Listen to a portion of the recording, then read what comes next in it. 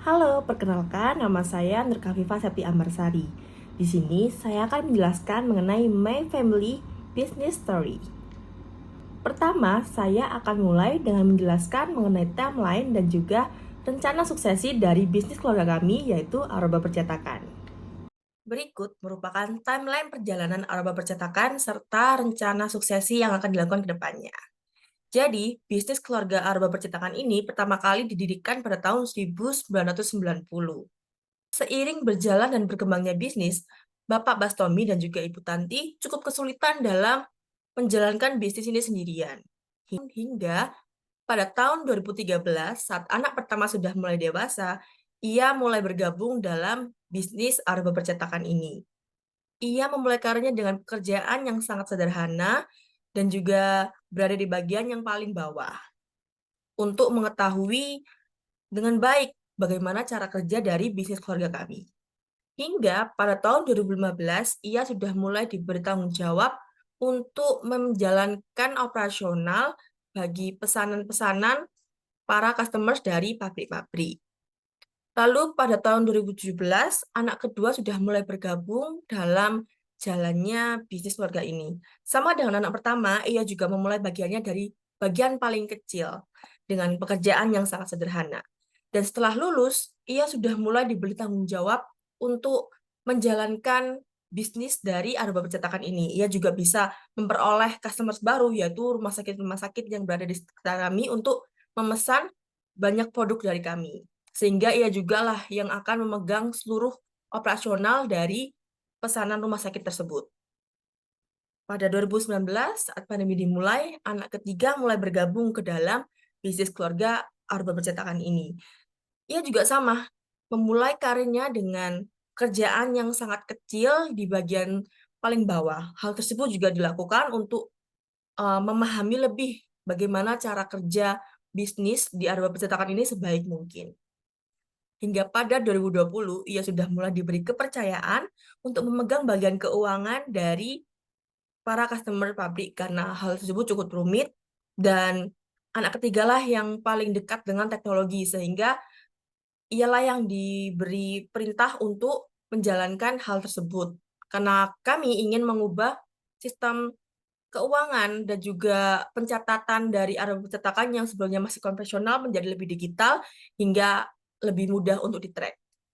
Nah, untuk rencana sukses ke depannya, di sini kan anak pertama dan kedua sudah sepenuhnya bergabung ke dalam bisnis keluarga Aroba Percetakan ini. Namun belum dengan anak ketiga, ia masih belum terlalu bergabung sepenuhnya terhadap bisnis keluarga ini. Hingga pada 2024, anak ketiga nantinya akan diminta untuk membuktikan bagaimana performanya, apakah ia mampu untuk menjalankan bisnis keluarganya ini.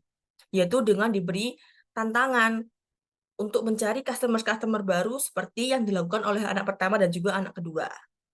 Pada 2025, anak ketiga akan lulus dari studi kuliahnya.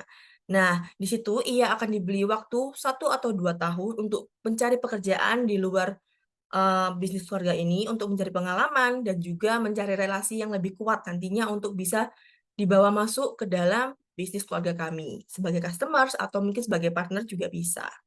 Nah, bisnis keluarga kami mewajibkan seluruh anaknya atau generasi penerusnya terlibat dalam berjalannya bisnis. Sehingga pada tahun 2027, anak ketiga harus kembali lagi tergabung ke dalam bisnis keluarga. Walaupun ia ingin melanjutkan pekerjaannya di tempat lain, tapi ia tetap harus memiliki tanggung jawab yang harus dipenuhi di bisnis keluarga Aroba Percetakan ini.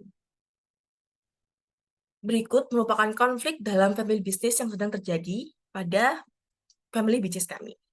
Terdapat permasalahan di mana karyawan non keluarga sebagai key point yang memegang kepentingan mengatur alur produksi. Jadi terdapat sistem yang cukup rumit untuk mengatur alur produksi kami untuk dari pesanan sampai dari customer hingga proses produksi hingga proses produksi selesai lalu dikirim. Dan proses tersebut sangat-sangat rumit. Dan bahkan kami sendiri sebagai anggota keluarga tidak mengerti sebaik dari karyawan tersebut untuk mengatur alur produksi. Namun, hal yang mengkhawatirkan adalah ia terlalu mengetahui banyak mengenai bisnis kami tersebut. Ia mengetahui bahwa ia adalah orang yang sangat penting dalam berjalannya bisnis keluarga kami. Kami juga menganggap dia kurang profesional dalam menjalankan tugasnya sebagai karyawan di bisnis keluarga kami, karena dia sudah merasa sangat dekat dengan anggota keluarga kami. Bahkan saat diberi teguran pun dia kurang memperhatikan karena dia menganggap enteng teguran tersebut. Nah, hal tersebut menimbulkan potensi konflik yang membuat keresahan di dalam anggota keluarga kami. Karena karyawan tersebut mengetahui terlalu banyak mengenai perusahaan dibandingkan kami sebagai anggota keluarga di bagian-bagian tertentu. Nah, jika karyawan tersebut diberhentikan, perusahaan tentu akan mengalami kesulitan. Juga terdapat kemungkinan kebocoran rahasia perusahaan yang tidak dapat dicegah, begitu. Namun perusahaan tidak bisa membiarkan karyawan mengetahui hal terlalu banyak mengenai perusahaan, tentu saja.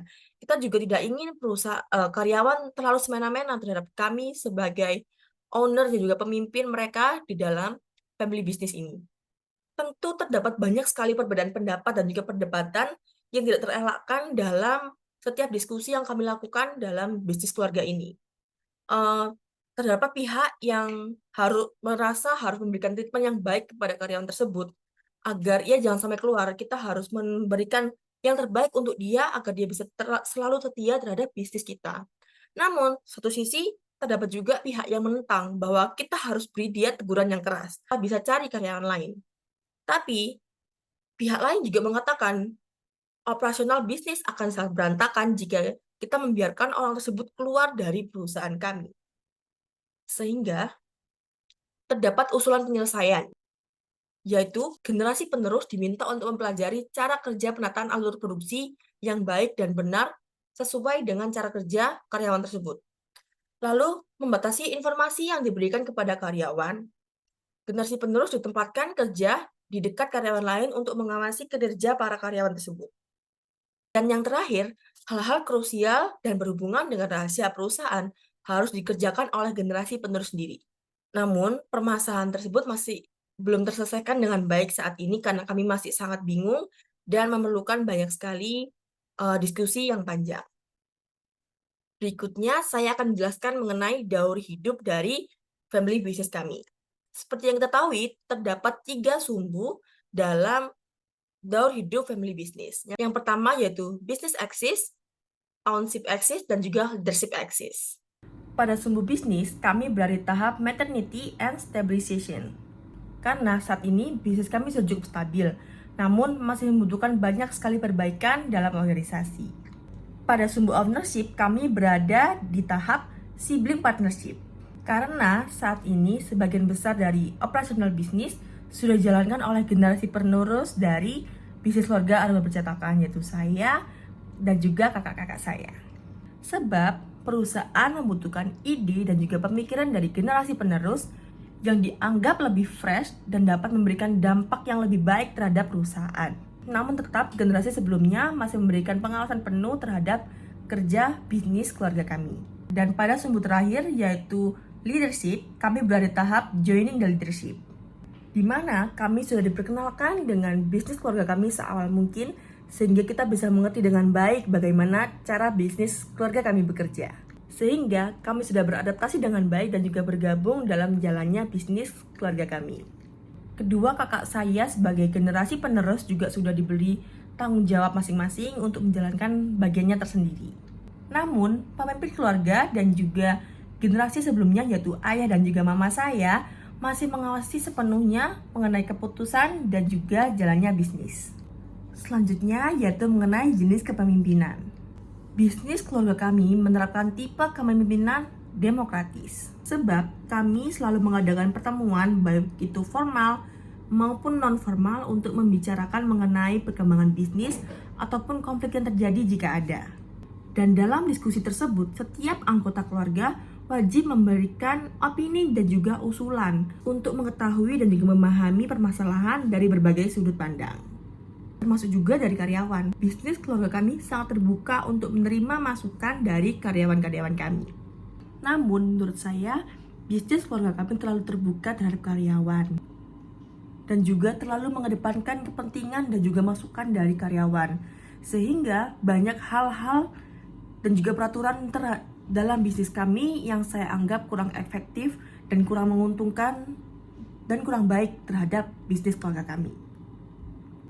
Berikut merupakan penjelasan dari saya mengenai My Family Business Story. Sekian dan terima kasih.